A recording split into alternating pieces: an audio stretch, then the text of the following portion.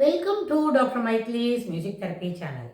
இன்றைய பதிவிலையும் சில்ட்ரன்ஸ் பிஹேவியரில் இம்பல்சிவ்னஸ்லேருந்து எப்படி அவங்கள வெளியில் கூப்பிட்டுட்டு வர முடியும், how we can make them to be away from impulsiveness அப்படின்னு.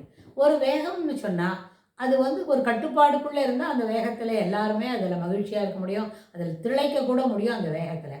ஆனால் அந்த வேகம் ஒரு கட்டுப்பாடு இல்லாமல் ஒரு சீராக இல்லாமல் இருந்தால், சீர் குலைந்து போகிறது அவங்களோட செய்யக்கூடிய செயல்கள் சொன்னால் அது எல்லாருக்குமே இடைஞ்சலாக இருக்கும். அந்த பிள்ளைங்களுக்கும் இடைஞ்சலாக இருக்கும், அவங்கள சுற்றி இருக்கிறவங்களுக்கும் இடைஞ்சலாக இருக்கும். இப்போ அதில் சென்ற பதிவில் பார்த்தோம், அவங்க ஒரு வேலையை ஆரம்பிப்பாங்க, அது முடிக்கிறதுக்குள்ளேயே அடுத்த வேலைக்கு போவாங்க, அது முடிக்கிறதுக்குள்ளேயே அதுக்கும் அடுத்த வேலைக்கு போவாங்க. இது எல்லா வேலையும் அவங்க செய்யும்போது அவங்க இதை என்ன பண்ண மாட்டாங்க, ஆர்கனைஸ்டாக ஆக்க மாட்டாங்க. ஆனால் அந்த வேலையை முடித்தா தானே அந்த சாமான் எடுத்து வைக்க முடியும், அது அவங்களால செய்ய முடியாது. So things will be it will be scattered everywhere. எங்கே பார்த்தாலும் அது எல்லா இடத்துலையும் அதை என்ன பண்ணியிருப்பாங்க, சிதறி இருக்கும். அந்த மாதிரி சிதறி இருக்கிற நேரத்தில் அவங்களுக்கு அதை எடுத்து சொல்லணும் அப்படின்னா, சென்ற பதிவில் கூட பார்த்தோம் என்ன, அவங்களோட ஆக்டிவிட்டியை, அவங்களோட செயல்பாடுகள் எல்லாத்தையும், ஒரு வகுப்பறையில் படிக்கிறாங்க, இல்லாட்டி வீட்டில் ஹோம்ஒர்க் செய்கிறாங்க, இன்னும் சில வேலை செய்கிறாங்கன்னு சொன்னால் அந்த எல்லா செய்கைகளையும் நம்ம தொடர்ந்து மானிட்டர் பண்ணும்போது, கண்டினியூஸ் ஒர்க், அதாவது ஒரு நாளைக்கு 2 மணி நேரம் படிப்பாங்கன்னா அந்த படிக்கிற நேரம், ஹோம்ஒர்க் எழுதுகிற நேரம், அசைன்மெண்ட் நேரம், அப்புறம் அசைன்மெண்ட் முடிஞ்சு வேறு இன்னும் எதான ட்ராயிங் போடுற நேரம், எதாக இருந்தாலும் தொடர்ந்து அவங்கள மானிட்டர் பண்ணி இதை செய், அதை செய், இதுக்கப்புறம் இதை முடிச்சோடு அப்படின்னு சொல்லிக்கிட்டே இருந்தால் அந்த வேலையை அடுத்தடுத்து அவங்க தொடர்ந்து இன்ஸ்ட்ரக்ஷன்ஸ் வந்திருக்கு. விதவுட் கிவிங் எனி கேப் இல்லாமல், இடைவெளி இல்லாமல் அவங்களுக்கு இன்ஸ்ட்ரக்ஷன் சொல்லிக்கிட்டே வந்தால் அதுக்கு மட்டும் அவங்கள நம்ம மோட்டிவேட் பண்ணமான அந்த வேலைகளை அவங்க தரமாக செய்து முடிப்பாங்க. ஆனால் இப்போ அவங்களுக்கு சில நேரத்தில் செய்கிறாங்க அப்படின்னா அதுக்கு நடுவில் கேப் இருக்குதுன்னு வைங்க, அந்த ஒரு ஃபியூ மினிட்ஸ்க்குள்ளே எதான ஒரு டைவர்ஷன் பார்த்துக்கலாமா அப்படின்னு அவங்க நகர்ந்துடுவாங்க ஒரு ரொட்டீன்லேருந்து.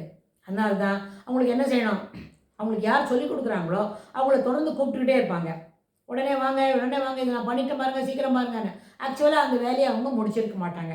ஸோ அப்போ என்னாச்சு, டிபெண்டன்சி இஸ் ரிக்வயர்டு அப்படின்னு தெரியும் சில குழந்தைகளுக்கு. சில குழந்தைகளுக்கு என்ன பண்ணோம், நீங்கள் போங்க நான் செய்து வைக்கிறேன் அப்படின்னு சொல்லிவிடும். நம்ம போய் நம்ம கிச்சனில் நம்ம வேலையெல்லாம் பார்த்துட்டு சில ஒரு சின்ன சப்போர்ட், கிச்சன்லையும் வேலை செய்தால் தானே நம்ம எல்லோரும் சாப்பிட முடியும் அப்படின்னு அவங்க சில ப்ரிப்பரேஷன்ஸ்க்கெலாம் போயிட்டா ஒரு 5 நிமிஷம்ன்றதை 10 நிமிஷமாக தாண்டி வந்தால் கையில் கொடுத்துருக்கிற வேலையை அவங்க செய்ய மாட்டாங்க. செய்துட்டான்னு நினச்சிட்டு சும்மா உட்காந்துருப்பாங்க, இல்லை செய்து முடிக்கவே இல்லை, வேடிக்கை பார்த்துட்ருப்பாங்க. இல்லைன்னா இந்த கேட்ஜெட் யாரானா கிடச்சாங்கன்னா இந்த ஸ்லிப் த்ரூ அவர் ஒரு கொஞ்ச நேரத்தில் நழுவிட்டு வெளியில் போய் ஒரு 10 நிமிஷம் என்ஜாய் பண்ணிட்டு வரதான்னு நினைப்பாங்க.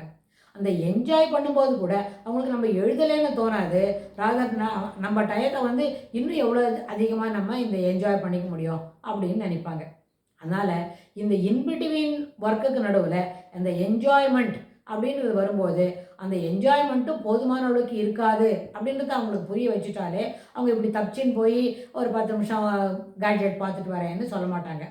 ஆனால் நம்ம இந்த 10 நிமிஷம் தாண்டி வரேன்னு நாம் சொல்லும்பொழுது அப்போ அவங்களுக்கு என்ன புரிய வைக்கணும், டிலே இன் கிராட்டிஃபிகேஷன். அம்மாவோ அத்தையோ பாட்டியோ யாரோ பக்கத்தில் உட்காந்து அவங்களோட வேலையை மானிட்டர் பண்ணுவாங்க.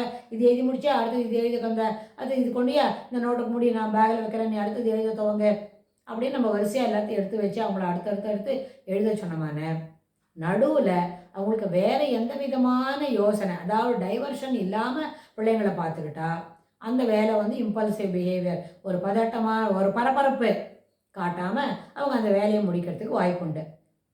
அது நம்ம இதுவும் மறுபடியும் இங்கேயே சொல்கிற அதே வார்த்தை தான், they are insisting again and again in every episode. என்னன்னு கேட்டால், you should do it regularly, continuously, every day this habit ought to be practised அப்படின்னு இருந்தால் தான் இந்த இம்பல்சிவ் பிஹேவியர்லேருந்து வர முடியும். ஆனால் அந்த delay in gratification, resistant to temptation சொன்னால், இப்போ சீக்கிரம் எழுதி முடித்தாங்க, அதுக்கப்புறம் நம்ம ஐஸ்கிரீம் சாப்பிட்லாம், எழுதி முடித்தாங்க அதுக்குள்ளே நம்ம உங்களுக்கு பிடிச்ச மாதிரி என்ன சாப்பிட்றதுக்கு கிடைக்குமோ அதெல்லாம் நான் உங்களுக்கு செய்து கொடுக்குறேன், நானே செய்து வச்சுருக்கேன் பார், கிச்சனில் பேக்கெட்டில் மூடியிருக்கேன், நீங்கள் எழுதிட்டு வாங்க நம்ம சாப்பிட்லாம் அப்படின்னு சொல்லி அவங்களோட சேர்ந்து நம்மளும் உட்காந்தா அந்த வேலையை அவங்க எளிதாக விரைவாக செய்து முடிப்பாங்க. ஸோ அந்த டெம்டேஷனும் அவங்களோட டிலே இன் கிராட்டிஃபிகேஷன் என்ற வார்த்தையும் அந்த 2 ஃப்ரேஸையும் அவங்களுக்கு தொடர்ந்து சொல்லி அந்த வேலைகளை நம்ம முடிக்க வைக்க முடியும். இது சாத்தியம்தான். ஆனால் இதை தொடர்ந்து வாரத்தில் 7 நாள் இருக்குன்னா 6 நாள் இந்த ப்ராக்டிஸை நம்ம தொடர்ந்து செய்யணும். அதுபோல் that means why we am telling it 6 days அப்படின்னா அந்த கேப் ரொம்ப இருக்கக்கூடாது. மண்டே தான் நம்ம உட்காந்து வேலை செய்வோம், பாக்கி நாளெல்லாம் அவங்க செய்ய மாட்டாங்கன்னு சொன்னால், அந்த மண்டே மட்டும் செய்கிறோமே, திங்கட்கிழமை மட்டும் செய்யக்கூடிய இந்த மானிட்டரிங் தி அசைன்மெண்ட்ஸ் இருக்க அது போதாது. அது எந்த விதமான ஒரு இம்பேக்டும் அவங்களுக்கு கொடுக்காது.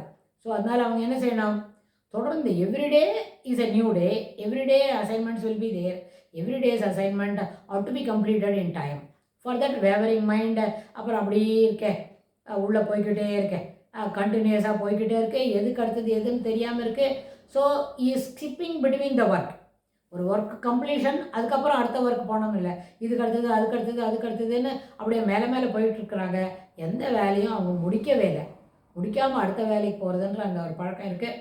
ஸோ அதை நம்ம தவிர்த்தாலே பிள்ளைங்களோட இம்பல்சிவ்னஸை நம்ம நேரம் கொண்டு வர முடியும் அப்படின்னு சொல்லி நம்ம இந்த பதிவை நிறைவு செய்கிறோம். இதுக்கு தொடர்புடைய செய்திகளை வரப்போகிற பகுதிகளிலும் பார்க்கலாம். தேங்க்ஸ் ஃபார் வாட்சிங்.